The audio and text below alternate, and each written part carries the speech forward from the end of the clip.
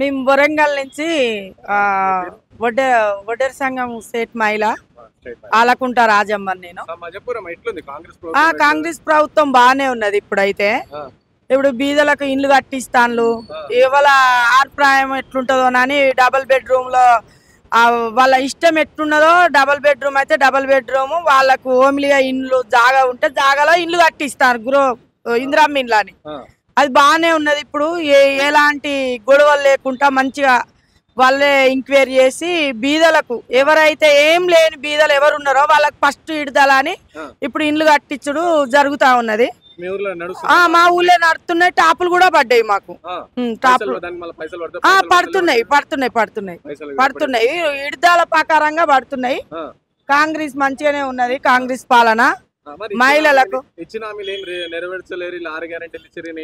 హామీలు ఏమన్నారంటే ఇప్పుడు ఈ బస్సు ఫ్రీ అన్నారు మహిళలకు, ఇందిరమ్మ ఇండ్లు పక్క, ఈ ఇంకా ఏం హామీలు ఉంటాయి మంచిగా ఈ మహిళా డాక్టర్ సంఘాలు, కరెంటు బిల్లు కూడా బీదలకు 200 యూనిట్ బంద్ చేసిండ్లు.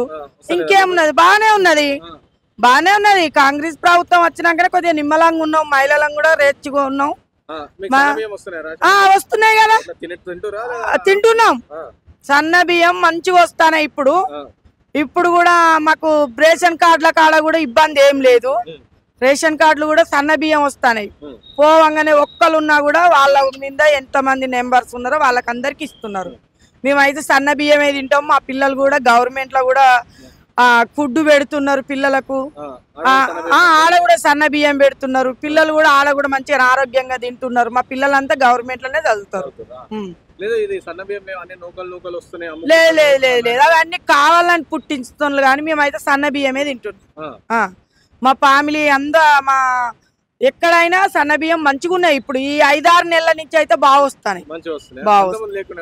అంత ముందు ఏం లేకుండే గానీ ఇప్పుడైతే బియ్యం మంచిగా సన్న బియ్యం అన్న కాడ నుంచి బాగుంది. ఫుడ్ మంచిగా ఉన్నది. రైస్ కూడా బాగున్నది, తింటాను. టిఆర్ఎస్ ఉన్నప్పుడు గందరగోళం ఎదురైంది. గందరగోళంగా ఉన్నాము. ఎవరేందో ఎట్నుంచి ఏ దెబ్బ వస్తుందో అనేది కూడా భయంగా ఉంటుంది. అప్పుడు అట్లుండే. ఇప్పుడు మాత్రం ఏ నిదోక వర్గంకు వాళ్ళే మంచిగా స్పందిస్తాను. మంచిగా ఉన్నది కాంగ్రెస్ ప్రభుత్వం. ఈ 5 ఏళ్ల పరిపాలన బాగున్నది. ఈయన పరిపాలనే మంచిగా ఉన్నది. బతుకమ్మ సీరియలు ఇస్తారు. ఒక హామీలో అన్ని ఇచ్చిండ్రు.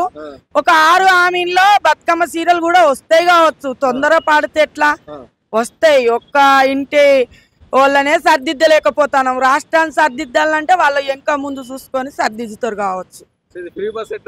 ఫ్రీ బస్ మాత్రం బాగున్నది. ఏం లేదు బాగానే ఉంది ఫ్రీ బస్సు. అప్పుడైనా నిలబడేటోళ్ళమైనా ఇప్పుడైనా కొన్ని బస్సులు ఫుల్ వస్తాయి, కొన్ని బస్సులు ఖాళీగా వస్తాయి. మంచిగానే ఎక్కుతాను, మంచిగానే స్పందిస్తుంది గవర్నమెంట్. బాగానే ఉన్నది.